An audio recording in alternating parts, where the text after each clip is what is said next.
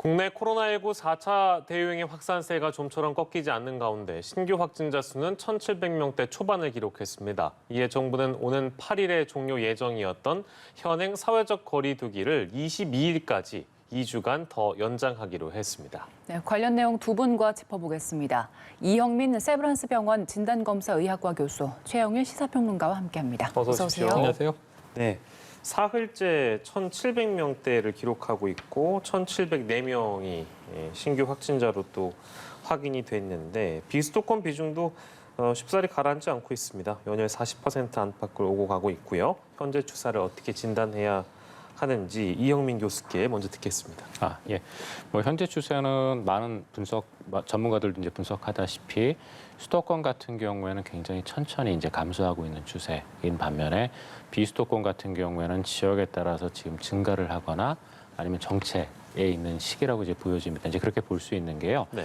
일단 최근 한 달 반 정도 동안에 이제 코로나19 확진자 숫자를 보시면은 6월 중순에 수도권 같은 경우에는 363명이 나오고 비수도권이 129명 나왔던 게 이게 일주일에 거의 2배씩 늘어납니다. 그래서 7월 11일에서 17일에 수도권이 990명이 나오고 비수도권이 358명이 나옵니다. 수도권 같은 경우에 이렇게 일주일에 거의 2배씩 늘었거든요. 그러다가 이게 이제 감소하면서 현재 이번 주에는 수도권이 911명으로 한 10% 정도 감소했고 비수도권은 오히려 358명이 540명으로 더 늘어났습니다. 네. 그래서 보면은 전반적으로 수도권은 약간 감소하는 추세이고 비수도권은 증가하는 추세인데 재미있는 건 수도권 안에서도 또 차이가 있습니다.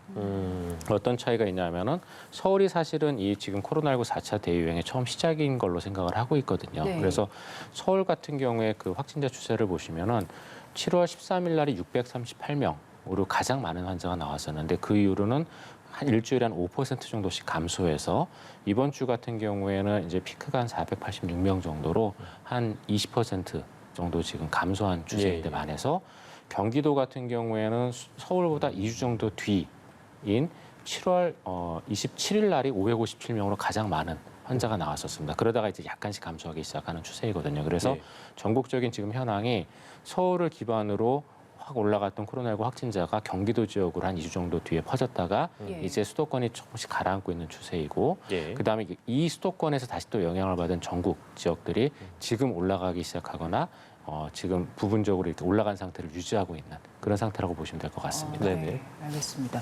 지금 휴가철이잖아요. 그래서 확진자 수 대비해서 그 검사 건수가 좀 줄었다고 들었는데 근데 확진자 수는 지금 거의 그대로 유지가 되고 있는 상황이잖아요. 그럼 양성률이 좀 높아진 걸까요?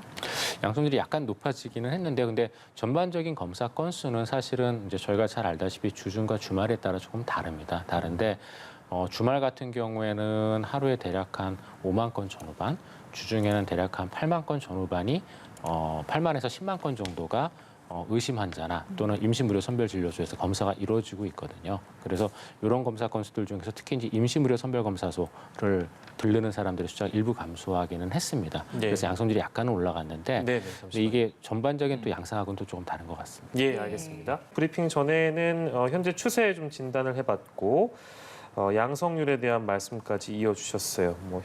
현재 상황이 심각하다는 부분을 언급해 주셨기 때문에 거리두기와 관련해서 얘기를 안 할 수가 없겠는데요. 결국 2주 더 이제 연장을 하기로 결정을 했고요. 똑같습니다. 수도권 4단계, 비수도권 3단계. 상황이 반전되지 않았기 때문에 이런 조치가 있었는데 물론 더 심각했다면 플러스 알파의 조치가 있지 않았을까 싶습니다만 아직 그런 새로운 내용은 없는 것 같고요. 그리고 거리두기 효과를 내리기에는 지금 상황이 워낙에 또 심각하니까 이제 이런 결정을 내렸겠죠. 그러니까 이게 양쪽의 고민이 시소 게임을 벌였는데 결론은 그 균형점 그대로 연장이 됐죠. 사실은 이게 꺾였느냐라고 보면 꺾이지 않았죠. 그래서 많은 전문가들은 이것을 꺾기 위해서는 더 고강도 조치가 필요하다. 거리두기 단계는 4단계가 지금 최고 단계입니다만 플러스 알파를 해야 된다. 그 알파의 고강도 조치는 무엇인가. 여러 가지 얘기가 있긴 했어요. 근데 여기에 대해서는 고강도 조치가 추가되는 것이 아니라 지금까지 진행했던 4단계의 미비점을 보완하는 것으로 이 일부 다중이용 시설에 대해서 잘 되고 있는 곳은 좀 더 열고 잘 되지 않고 있는 곳은 좀 더 이제 강화하고 이런 이제 부분적인 보완이 있을 것 같습니다. 예. 근데 이것은 이제 조정을 검토 중이다라는 정도의 얘기로 오늘 나왔고요. 예. 후속 조치들이 이제 일부 부분적으로 있을 것 같고요. 전체적으로 본다면은 그 사이의 변화는 아까 비수도권 확산 비중이 높아졌는데 네. 이 비수도권은 좀 뒤늦게 3단계로 통일이 된 거거든요. 2단계와 3단계와 4단계가 이제 혼용돼 있다가 예. 사실은 7월 초부터 지금 한 달 넘게 1,000명 이상대, 그것도 1,000명 중후반대를 기준으로 쭉 이어지고 있는 횡보 상황에서 고강도 조치는 없었습니다만 사실 바이러스는 전국을 한 바퀴 타고 돈 거예요. 제일 많이 얘기했던 게 풍선 효과잖아요. 예. 수도권이 낮아지는 과정인데 강원도나 혹은 이제 남쪽이 올라가는 추세를 보이다가 지금은 오히려 17개 이제 광역자치구 전체에 고르게 지금 높게 나오고 있거든요. 네. 위험한 지역들은 4단계로 자체적으로 올린 지자체도 계속 나오고 있습니다. 이런 상황을 보면은 사실은 이제 수도권은 서서히 낮아지고 있다. 정은경 청장이 이제 벌써 한 3, 4주 전에 수학적 모델링 얘기를 했는데요. 예. 나빠지면은 7월 말에 우리는 2,100명대도 볼 것이다. 8월에 2,300명대도 볼 것이다. 요걸 막은 건 다행이지만 9월 말에는 200명대로 내려갈 수도 있다. 잘 되는 경우에는. 예, 예. 이건 지금 우리가 희망하기 어려운 상황이란 말이죠. 그렇게 본다면 전반적으로 지금 이 김부겸 총리가 이 라디오 인터뷰에서 이미 선제적으로 지금 서울에서 6시 이후에 3인 이상 집합금지는 자영업자에게는 지나치게 혹독한 조치다. 이렇게 얘기를 했기 때문에 예. 올리지 않을 것은 예상이 됐지만 이 유지라고 하는 것은 결국은 꺾기는 어렵다. 현 상태를 또 유지하게 되는 것 아닌가. 예. 그래서 베이스라인이 1,000명 위로 올라가 있기 때문에 2,000명은 언제든 가능한 거거든요. 몇 군데만 뚫리면. 예. 그런 상황에서 우리는 아슬아슬한 상황을 2주 더 가야 되는데 2주 후면 8.15 광복절 연휴가 오고요. 예. 그로부터 또 한 2주 후면 이제 개학이 옵니다. 예. 그 얘기가 오늘 나왔어요. 예. 이제 8월 말에 개학을 하면 우리 아이들이 정상적으로 학교에 등교할 수 있도록 이 조치가 성과를 내기 바란다, 효과를 내기 바란다는 전제가 방역 당국의 바람이 담겨 있는데 예. 과연 8월 말에 아이들이 자유롭게 이 1학기 때 기대했던 계획대로 학교를 갈 수 있는 상황이 만들어질 것이냐 하는 것은 지금의 단계로는 쉬워 보이진 않는다. 이렇게 네. 판단해야 될 것 같습니다. 예, 알겠습니다. 거리 두기와 관련해서도 이야기를 나눠봤고요. 델타 변이가 계속해서 기승을 부리면서 최근 일주일 동안 국내 지역 감염 사례 가운데 델타 변이 검출률이 상당히 높았습니다. 61.5%에 달했는데요. 직전 일주일에는 48% 정도였는데 이에 비해서 13.5%포인트는 높아진 수치입니다.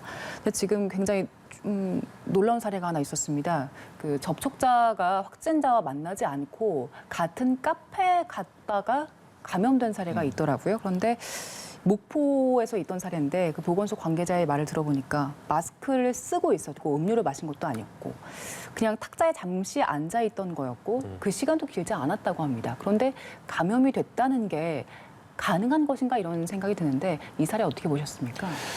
일단은 지금 현재 그 지역사회 안에서 감염 경로를 알 수 없는 감염들이 많기 때문에요. 일단 그 가능성은 먼저 배제를 한번 해야 될 것 같고요. 예. 근데 이제 그게 배제가 된다면 그러면 이제 저희가 어떤 점들을 봐야 되냐면은 델타 감염의 가장 잘 알려져 있는 특성 중에 하나가 기존 변형에 비해서 그 전파 가능성이 굉장히 전파력이 높다라는 점이거든요. 근데 보통 어느 정도 높다라고 얘기를 하냐면은 바이러스 배출량은 1,000배 이상 많다. 예. 그다음에 재생산 지수는 2배 높다라고 알려져 있습니다. 예. 근데 바이러스 배출량이 1,000배 많다는 얘기는 무슨 얘기냐 하면은 다른 사람한테 감염을 시킬 때 기존 유형들에 비해서 1,000분의 1 정도만 노출돼도 감염이 가능하다는 소리거든요.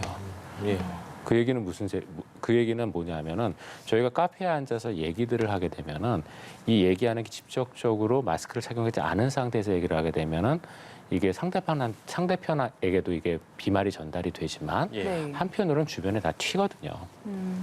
그러면은 공기 중으로요. 예, 맞습니다. 왜냐하면 공기 중에도 튀고 결국 공기 중에 튀었던 거는 어디로 가냐면 다 그대로 가라앉습니다. 테이블 위라던가 의자 위라던가 이런 곳에 다 가라앉거든요.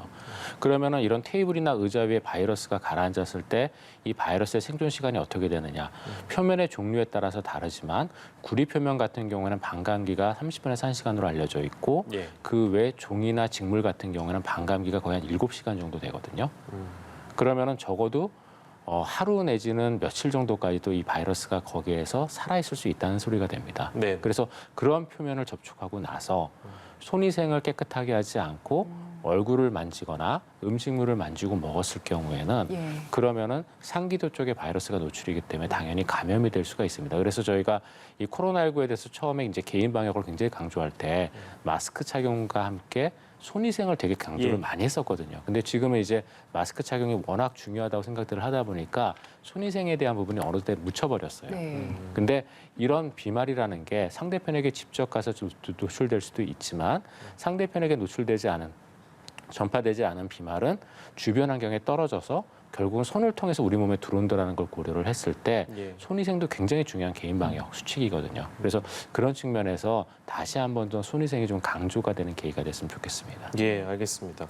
뭐 과도한 공포를 조장하려고 드리는 질문은 아니었는데 이제 같은 탁자에 앉았다는 이유만으로 내지는 뭐 스쳐도 감염이다 이제 이런 표현은 좀 지양해야 될 필요가 있겠죠. 그러니까 공기 중에 바이러스가 남아 있을 수도 있고 또한 어떤 테이블이나 그 위에 비말이 남아 있을 시에는 손위생을 제대로 하지 않았을 때 우리가 눈이나 이제 코 뭐 이런 데를 만졌을 때 쉽게 감염될 수도 있다. 이제 그 부분을 짚어주신 것 같습니다. 마스크 착용과 손위생을 다시 한번 강조를 하는 사례이기도 하고요.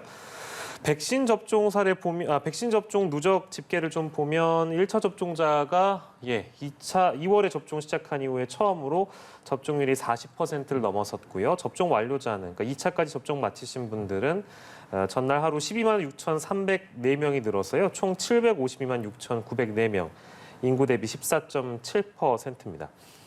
다음 주부터 이제 만 18세에서 49세 총 1,500여만 명을 위한 사전 예약이 본격적으로 진행이 되는데 이게 참 접속장애 때문에 문제가 네. 적지 않았는데 개선을 한다고 이제 당국이 발표를 했고 10부제로 예약이 진행돼서요. 아무래도 지난번보다는 좀 차질 없이 진행이 잘 될 수 있겠죠. 이번에 또 나오면 그 방역 당국이 얼마나 사회적 비난을 받겠습니까? 네, 제가 네. 50대인데 50대를 이제 이 초중반, 중후반 때 둘로 나눠서 이제 일주일 단위로 접종을 했는데 예. 처음에 이제 만 55세 이상 59세까지 해서 두 번이나 문제가 생겼어요.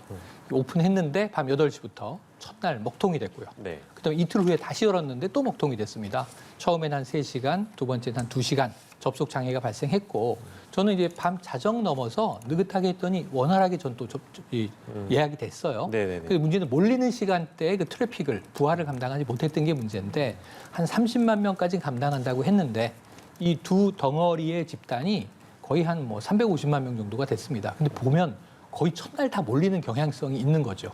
가족까지 동원해서 네네. 광클릭을 하기 위한 이제 경쟁들이 벌어졌는데 조금 이게 분산된다면 문제는 없겠지만 이번에는 훨씬 그 볼륨이 큽니다.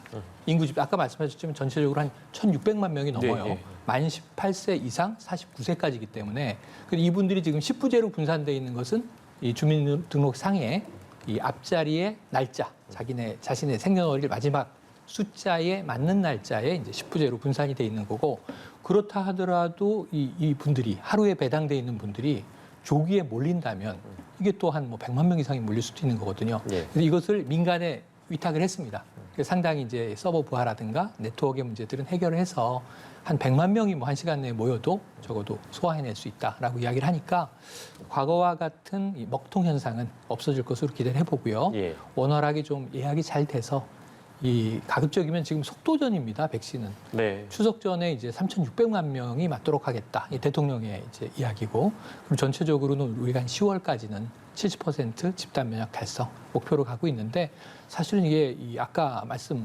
주셨던 델타 변이라든가 현재 위험 상황을 감안하면 하루라도 당길수록 우리에게 유익하고 유리한 거거든요. 그래서 원활하게 이번에는 좀 혼란 없이 잘 진행되기를 기대해 봅니다. 예. 그리고 마지막으로 그 백신 접종을 한 뒤에 사지마비 증상을 보였던 40대 간호조무사 처음으로 산업재해 인정을 받았습니다. 이 사례 간단하게 짚어주시죠. 예, 이 사례 같은 경우에는 이제 간호조무사가 급성 파종성 뇌척 수염을 진단받고 사지마비가 된 사례인데요. 굉장히 이제 안타까운 사례였었습니다. 근데 이 급성 파종성 뇌수막염이라고 부르는 거는 굉장히 드문 신경계통 질환이고 주로 바이러스 감염 이후에 생기는 경우가 많습니다. 근데 이제 드물게는 예방 접종하고 나서 생기기도 하거든요. 근데 지금 이 간호조무사 같은 경우에 있어서는 이 질병이 생기기 전에 다른 어떤 바이러스 감염의 증거가 없었고 그다음에 예방 접종과 시간적 인과관계가 이제 인정이 되면서 결국은 사례를 인정받았는데요.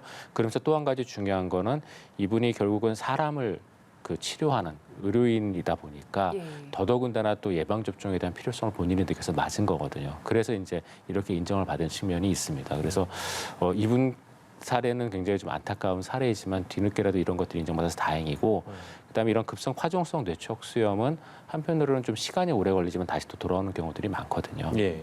그래서 그렇게 이분 같은 경우에 좀 경쾌했으면 좋겠습니다. 예, 예. 알겠습니다.